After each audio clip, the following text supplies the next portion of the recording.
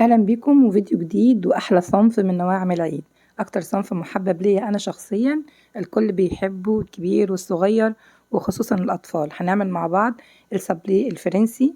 النهاردة وصفتنا مميزة ومظبوطة، والسابليه يا جماعة يعتبر من أسهل نواعم العيد، مش محتاج أي احترافية خالص، شغله كله بيكون في التزيين. يلا بينا نشوف وصفتنا مع بعض. ولكن يا ريت لو انتي أول مرة تنوريني ما تنسيش تنوريني بالاشتراك ومشاركة الفيديو مع كل حبايبك، واضغطي كمان لايك للفيديو. ويلا بينا ندخل على المقادير وطريقة التحضير. بالنسبة للسابليه الفرنسي نسب المقادير بتبقى معروفة ومحفوظة: 3-2-1، 300 دقيق، 200 زبدة، وكمان 100 جرام من السكر البودر. وانا النهاردة هعمل السابليه بالبيض، في وصفات كمان بتبقى من غير بيض، دي حاجة ودي حاجة، وان شاء الله نبقى نعمل وصفة للسابليه من غير بيض مع بعض، الاتنين حلوين والاتنين ناجحين. بس انا النهاردة اخترت ان انا اعمله معاكم بالبيض. على البيض هنضيف معلقة صغيرة من الفانيليا السائلة او فانيليا باودر زي ما تحبي. بالنسبة للزبدة بتكون زبدة لينة، يعني خارجة من التلاجة متماسكة، ولكن بتبقى طرية بحيث انها يعني ما تأثرش على المضرب بتاعنا، ما تكونش جامدة قوي، يعني تبقى طرية بالمنظر اللي انت شايفاه دوت. وخصوصا لو احنا في الصيف تبقى خارجة من التلاجة. هنروح بقى بالزبدة على البولة اللي هنشتغل فيها، سواء عجان او مضرب كهربائي. هنزل بالزبدة وهنزل عليها بالسكر البودر، وهشغل المضرب بتاعي الأول على السرعة البطيئة، وبعد كده بنعلي السرعة ونضرب الزبدة مع السكر كويس قوي لحد لما يندمجوا مع بعض خالص والزبدة لونها يفتح. تمام. انا مش محتاجة في الصابلية يا جماعة ان الزبدة يعني تهيش كده ويدخل لها هوا زي البيتيفور مثلا، لا انا مش محتاجة ده خالص، يا دوب بس يختلطوا والزبدة لونها يفتحها كده وتبقى بقوام كريمي. يبقى كده هو احنا وصلنا للقوام المطلوب. ما بين كل فترة والتانية أراعي إن أنا أنزل جوانب البولة زي ما أنت شايفة كده، علشان يبقى الخلط بتاعي متجانس وكل المكونات تختلط مع بعض كويس قوي. أول ما الزبدة تندمج كده تماما مع السكر وتبقى بالمنظر اللي انت شايفاه دوت، هنزل بيه البيضة، هضيف عليها شوية كده من الفانيليا وهنزل بالبيضة بتاعتي، ونراعي إن البيضة تكون بحرارة المطبخ علشان ما تخرجش مع الزبدة، ما ينفعش البيضة تكون خارجة من التلاجة. ده القوام المطلوب للزبدة والسكر والبيض مع بعض. خلاص كده المضرب مهمته انتهت معايا. لو انا بشتغل بالمضرب الكهربائي الخطوة الجاية دي هتكون على ايديكي. هضيف الدقيق، ولكن انا علشان بشتغل بيه العجان هستخدم المضرب الكف، وهقلب كده الدقيق مع الزبدة والسكر والبيض، مجرد تقليب، يعني بمجرد ما بيندمجوا خلاص بوقف تقليب. مش مطلوب نعجن كتير في المرحلة دي عشان عجينتنا ما تشدش عرق معانا والصبري بتاعنا يطلع ناشف. ده قوام العجينة. العجينة بتبقى لينة خالص، ما ينفعش طبعا اشتغل فيها خالص وهي بالقوام دوت، فبغطيها كده بكيس بلاستيك وادخلها التلاجة لمدة ساعة علشان تتماسك واعرف افردها. هنستعرض كده القطاعات بتاعتنا دي، القطاعات اللي انا عندي، يعني بصي طلعي اي قطاعات عندك، اي حاجه لسه ليه مش محتاج يعني اي قطاعات هتنفع. تمام. انا استخدمت القوالب الصغيره دي، قوالب الطرط، ودي بتتباع عند اي حد مستلزمات حلواني. وحابه كمان تستخدميها استخدميها، مش حابه خلاص، يعني لو عايزه تعملي السابليه كله بالقطاعات خلاص، يعني دي حاجه ترجع لك، مش محتاجين اي ادوات يعني معقده ولا اي حاجه. ادي العجينه بتاعتي بعد ما خرجت من التلاجة، بفردها كده ما بين ورقتين زبدة أو ما بين مفرش سيليكون زي كده وورقة زبدة، بفردها كده بالنشابة.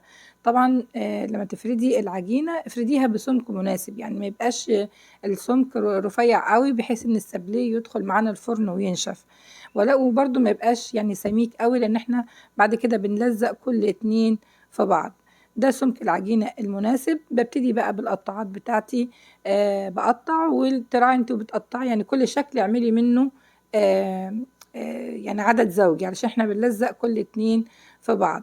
تمام. انا استخدمت بقى القطاعات دي الدواير والدايره المشرشره، انت تستخدمي بقى اي حاجه تحبيها، واستخدمت كمان القلب. ببتدي كده بعد ما بخلص تقسيم كده علشان برضو العجينة تخرج معايا بسهولة، بدخلها التلاجة 10 دقايق.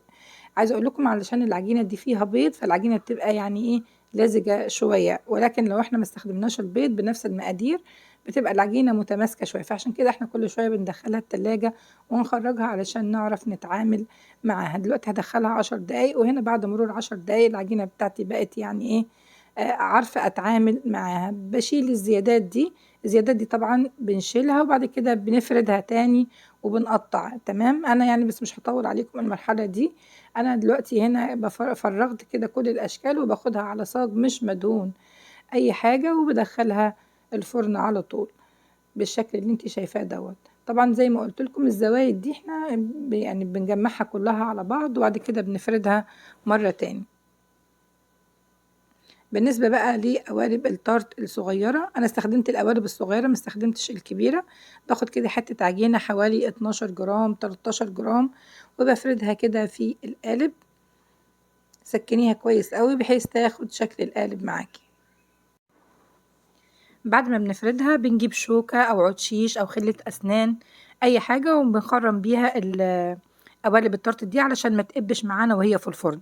بحطها كده على صينية أو على صاج وبدخلها الفرن بالصينية وهي يعني على الصينية. تمام. الخبز بيكون على حرارة 160 الرف الأوسط، فرن مسخن مسبقا من قبلها ب10 دقايق.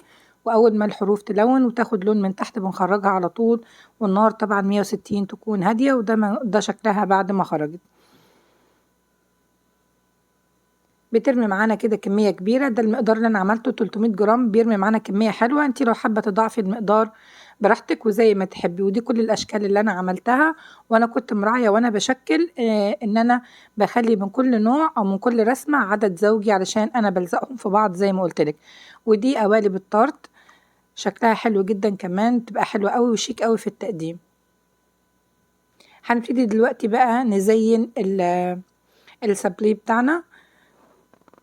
بالنسبة بقى للقوالب دي عايزة تزيني زي ما انا عملت كده، انا مزينة بمربى حليب.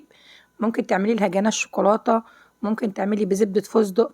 يعني بصي اي حاجة انت عايزة تزيني بيها ده اختيارك انت يعني. تمام. التزيين ده بيبقى عالم كبير يعني، وانت براحتك اعملي فيه اللي انت عاوزاه. انا يعني عملت تزيين بسيط جدا زي ما انت شايفة كده. بالنسبة بقى للأشكال التانية، أنا لزقت كل اتنين مع بعض بشوكولاتة. الشوكولاتة دي سيحتها على حمام مائي بمعلقتين زيت. كل 200 جرام شوكولاتة بحط لهم معلقتين من المعالق المعيارية الكبيرة من الزيت، وبسيحهم على حمام مية. أهم حاجة واحنا بنسيح الشوكولاتة البولة اللي بيبقى فيها الشوكولاتة ما تلمش المية اللي احنا بنسخن أو بنسيح بيها. والشوكولاتة لما نيجي نسيحها ما نخليش الشوكولاتة تسيح بشكل كامل، يعني يبقى فيها لسه قطع ونخرجها من على حمام المية ونسيبها تدوب بعضها.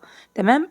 تسييح الشوكولاتة أنا شرحته بالتفصيل في فيديو البيتي فور، ممكن حضراتكم تروحوا تشوفوه وأنا هسيب لكم اللينك في صندوق الوصف.